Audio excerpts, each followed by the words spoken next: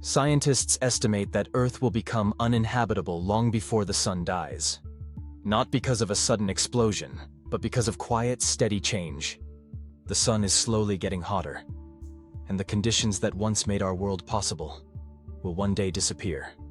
If humanity wants to survive into the future, not just decades, not just centuries, but millions of years, we cannot rely on Earth forever. Today, we explore what might happen, scientifically, technologically, and philosophically, when Earth can no longer hold us. Part 1.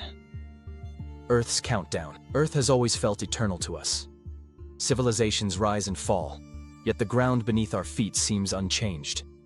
But in cosmic terms, Earth is temporary. In about 500 million to 1 billion years, the sun's increasing heat will disrupt our climate. Oceans may begin to evaporate. The atmosphere may thin. Life, as we know it, will struggle to exist. And even before that distant future, humanity faces nearer threats: asteroids, supervolcanoes, extreme climate shifts, or even our own technological risks. This is not about fear. It is about scale. Earth is a beautiful beginning, but beginnings are not endings. Part 2. Surviving on Earth. For now, before humanity abandons the world that shaped us, we will try to extend its life. Imagine cities that no longer grow toward the sky, but descend into the earth. Vast underground networks where temperature, pressure, and climate can be controlled. Imagine entire communities beneath the oceans, where stable environments offer refuge from a hostile surface, and bioluminescent crops, engineered to grow without sunlight, feed millions in a world no longer lit by the sun. Food may no longer come from soil, but from vertical biotowers, algae farms, and lab-grown ecosystems managed by artificial intelligence, a silent caretaker of Earth long after humans begin to leave. But beneath every innovation lies a quiet truth. These are defenses, not destinies. Every adaptation we build here only buys us time. And eventually, remaining on Earth will not be resilience. It will be denial. Part 3. Leaving the planet. Leaving Earth won't happen in a single moment. It will happen like a story, one chapter at a time. First, orbital habitats. Massive rotating structures in space where forests, rivers, and cities may one day exist inside metal walls.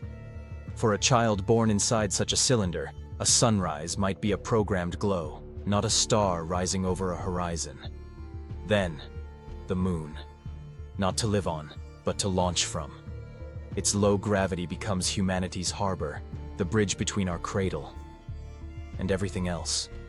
Mars may become our first true off-world society, but life there won't be romantic.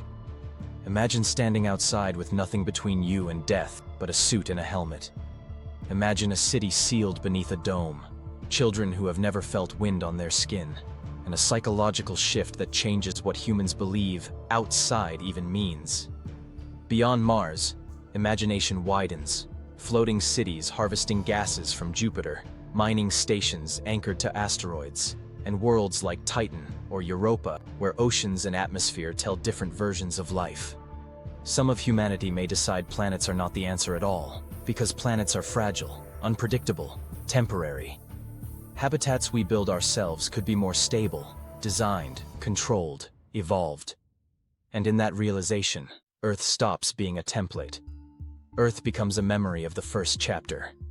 Part 4. The far future, beyond the sun. One day, the sun will grow older. It will expand, becoming a red giant, reshaping the worlds we know. And when that time comes, humanity will face the greatest decision in its history: remain tied to a single star, or carry life and consciousness into the wider universe. Generation ships could become caravans of culture, self-contained worlds traveling between stars where entire lives unfold without a planet beneath them. Digital minds might one day travel faster than any spacecraft, allowing human memory, creativity, and identity to spread across the galaxy as light. Some communities might adapt their biology: lungs for thin air, bodies built for low gravity, skin that survives radiation, a new kind of human still driven by old human questions. And here is the hopeful possibility. Even if our descendants look different, live differently, or think in forms we cannot yet imagine, the essence of humanity can remain. Curiosity, connection, story, the capacity to wonder. If those survive, then humanity hasn't ended. It has become more. And imagine a distant era, on a world orbiting another sun. Someone, human or post-human, looks up and whispers, "Where did we come from?" And someone answers, "From a blue world, where everything began." If that happens, Earth will not be a loss. It will be a legend. Part 5. Philosophy and meaning. Up until now, everything has been about survival. But survival alone is not purpose. Trees survive. Insects survive. Humanity seeks something more, meaning. So the real question is not just how will we survive, but why? Are we trying to preserve our biology? Our cultures? Our memories, stories, and mistakes? Or is the true mission to preserve the one thing no other known species has ever held? A mind that can look at the universe and ask what it means. Earth is our birthplace, the only witness to everything we have ever loved. But birthplaces are not cages. They are beginnings. Earth will not last forever. But that does not mean our story must end. Whether humanity disappears or becomes a civilization written across the stars will not be decided by nature. It will be decided by choice, by imagination, by whether we dare to build a future long before we need it. If this journey sparked something in you, let me know in the comments, and subscribe to the Mindpaths to continue exploring questions that shape who we are and who we may yet become.